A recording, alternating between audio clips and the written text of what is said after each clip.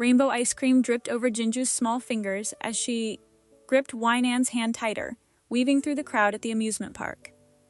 In her other hand, she clutched a cheap stuffed rabbit, a prize from the ring toss booth they'd visited 20 minutes earlier. Then she stopped walking. Her eyes went wide. She pointed through the crowd, ice cream cone forgotten mid-air. "Mommy! Appa!" Wyna followed her daughter's finger, and her breath caught in her throat. There he was. Jungkook, the same husband who had looked their daughter in the eye that morning and said he had too much work to spend the day with them. He wasn't in his office. He wasn't rushing between meetings with his tie loosened and his coffee going cold. He was standing in the middle of the amusement park district, deep in conversation with a woman Wyna vaguely recognized, a folder tucked under her arm. Jinju tugged at Wyna's hand, delighted. "Maybe Appa finished work early." Wyna couldn't answer. She could only stare, her stomach twisting into something cold and unfamiliar. Only a few hours earlier, Jungkook had told their daughter he couldn't spare a single day. Now here he was, standing in the exact park Jinju had begged him to visit, with another woman at his side. The night before, everything had felt ordinary. Jinju had climbed onto Jungkook's lap while he scrolled through something on his phone, her small fingers playing absently with the button of his shirt. "Appa," she said sweetly. "Can we go to the park tomorrow?" She described it in detail, him pushing her high on the swings, rainbow ice cream, one ride on the carousel, maybe another toy if she was lucky. Jungkook paused, and for a second his face softened like he wanted nothing more than to say yes. Then he set his phone down gently. "Appa has work tomorrow, sweetheart." Jinju's smile faded. "But you always have work," she said quietly. The words landed somewhere deep in Jungkook's chest, and he pulled her into a hug before she could see his expression change. "Soon," he promised. "You promise? I promise." Across the room, Wynan watched the exchange without a word, noting, not for the first time, how many soons had already come and gone. Jinju needed her father today, not someday. The next morning, Wyna looked at her daughter's face and made a decision. If Appa couldn't take them, then Mommy would. They spent the day at the amusement park. The swings, a slow ride on the carousel, one game booth where Wyna won the stuffed rabbit after 3 embarrassing attempts, and finally the rainbow ice cream Jinju had been dreaming about. Jinju laughed more with every hour, though every so often her eyes drifted toward another father, lifting his daughter onto his shoulders, and something small and quiet passed over her face, before she went right back to smiling. Weena noticed, and it settled like a small stone in her chest, though she kept the day light for Jinju's sake. That was when Jinju spotted him. Wyna pulled her daughter gently to the side before she could call out again. "Not now, sweetheart," she said, keeping her voice calm. "But Daddy is right there," Jinju said, confused, straining to look back. "We'll talk to him later, okay? Let's finish your ice cream first." Jinju called out one more time, and for a moment Jungkook actually turned, as if he'd caught a familiar voice somewhere in the noise of the crowd. But a wave of people moved between them, and by the time it cleared, Wyna had already steered Jinju toward the exit gate, her own eyes stinging in a way she refused to let her daughter see. Jungkook came home that evening later than usual, his shoulders slightly hunched, exhaustion written across his face. Jinju sprinted toward him the moment the door opened and wrapped both arms around his leg. "Appa, I saw you today." Jungkook froze. Across the room, Wynan went very still as well, pretending to fold a dish towel that didn't need folding. He crouched down slowly. "Where did you see me, Jinju-ya?" "At the amusement park," she said brightly. Jungkook's stomach dropped as the pieces clicked into place. If Jinju had seen him, Wyan almost certainly had too. He reached into his work bag and pulled out a doll, the exact one Jinju had been asking about for weeks.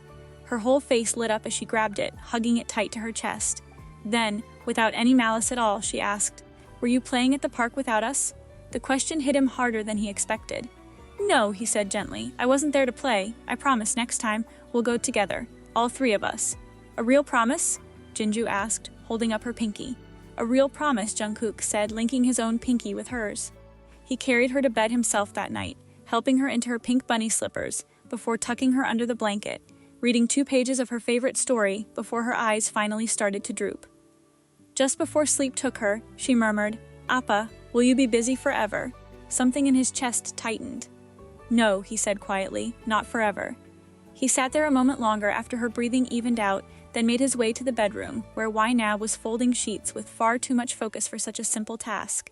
She looked calm. Too calm. "Who was she?" Wynan asked, not looking up. "Miss Han?" Jungkook said. That tells me her name, Wainan said. It doesn't tell me why my husband was standing beside her at the amusement park after telling his daughter he had to work. It was work, he said. Please don't insult me by calling everything work, Wainan said, finally meeting his eyes. Jungkook hesitated. I was meeting with her about something important for the family. I can't explain everything yet. I wanted it to be a surprise. Jinju spent this morning thinking her father chose work over her, Wainan said. That surprise is already costing something. The words hung there, heavier than either of them expected. This isn't really about her, is it? Wainan said after a moment, setting the folded sheet down. It's about you. You're always gone, always tired, always promising later. She sat on the edge of the bed. We don't need a perfect life, Jungkook. We need you. You keep working for our future like the present is something we can just replay later. Jinju is 4 years old once, not twice. Jungkook had no answer for that, not right away. He sank down beside her, elbows on his knees. I see you checking prices before you buy anything, he finally said. I see you putting things back on the shelf. Our furniture is secondhand. Jinju wants things we can't always give her. I feel like I should be able to give you more than this. I never called this life inadequate, Wainan said softly. I did, Jungkook admitted. In my own head, every single day. He explained it slowly, how he wanted her to buy something once without checking the price tag first, how he wanted Jinju to have every opportunity, how he wanted them to feel secure instead of careful.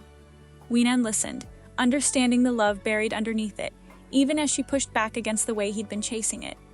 When she reached over to pull him into a hug, he winced sharply, flinching away from her touch. What was that? She asked, immediately alert. It's nothing, he said too quickly. Jungkook. He hesitated, then let her peel back his shirt collar, revealing a deep, ugly bruise spreading across his shoulder, the aftermath of an extra warehouse shift he'd taken on without telling her. Wainan's eyes filled instantly, not with romantic admiration, but with something closer to fear. This isn't taking care of us, she said, if it's destroying you. Jungkook looked away, and for the first time he didn't argue.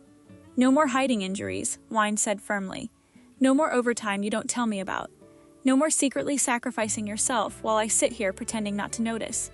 If money gets tight, we decide together. If you have a dream. If I have a dream, we talk about it, instead of quietly giving it up.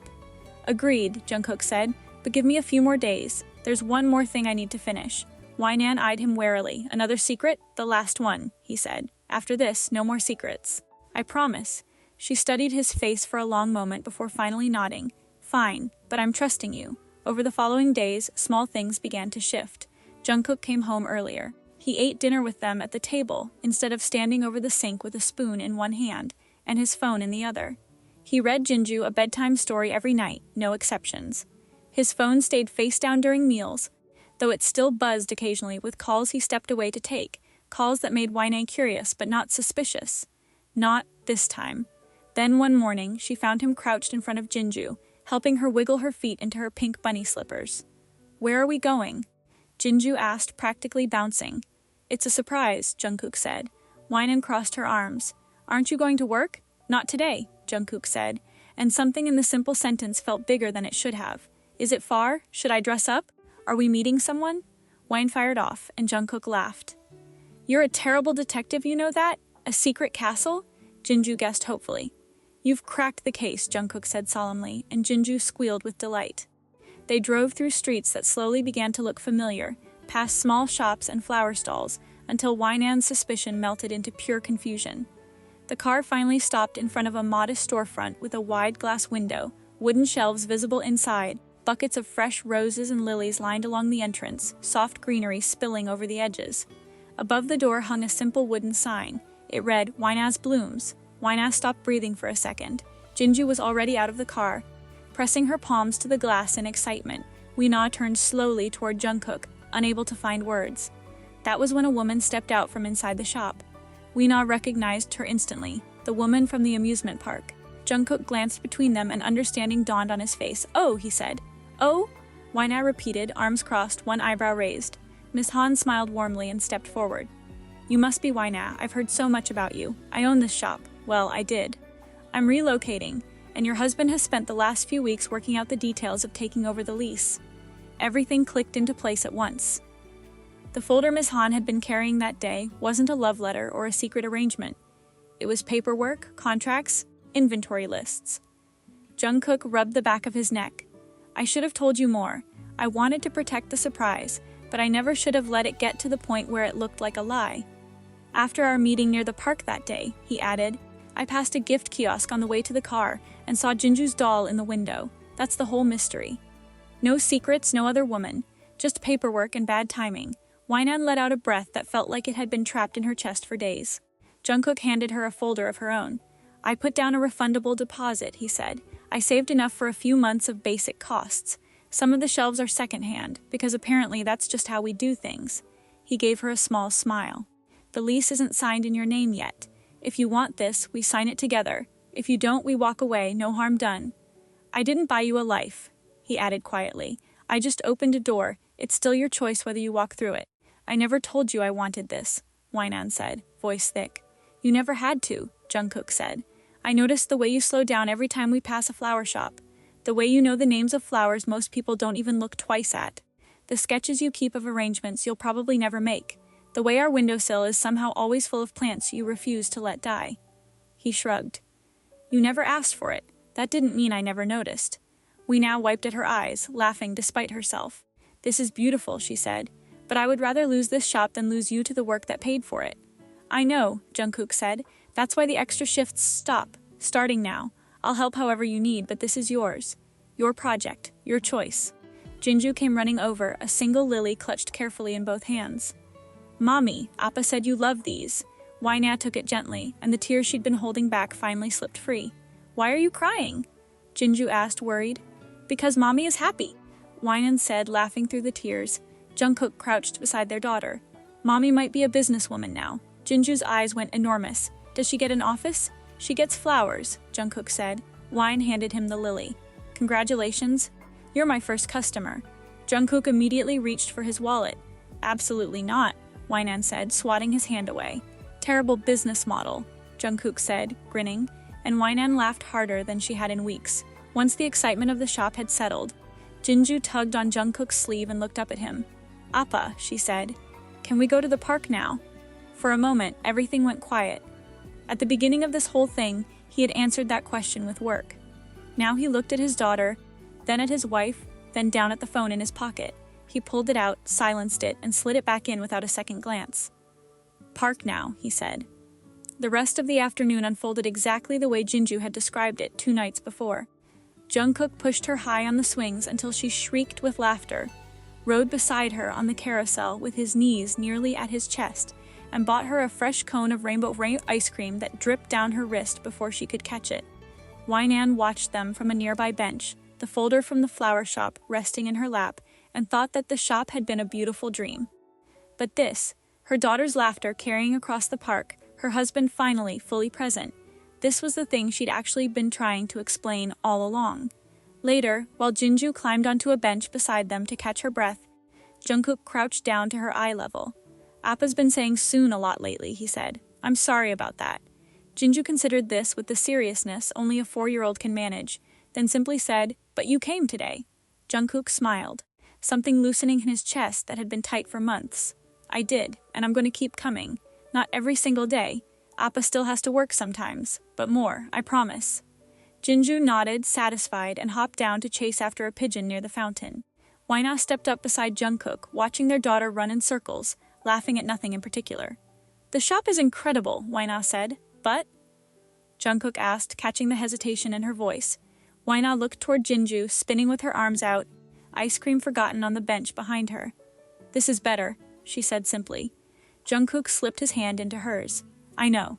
Jungkook had spent months trying to build his family a better future, working extra shifts, hiding a bruised shoulder, saving quietly for a dream he'd never once heard her say out loud. The flower shop mattered. The financial security mattered. Dreams mattered. But the family he'd been working so hard to build for later already existed. Right there in front of him, laughing in the afternoon sun, he simply had to stop missing it. The future could wait until tomorrow. Jinju's small hand reaching for his, Wainan beside him, and rainbow ice cream melting in the heat, those couldn't. Do you think Wainan was right to feel hurt the moment she saw Jungkook at the amusement park? And after everything, was the flower shop surprise worth all that secrecy? Let us know what you think in the comments.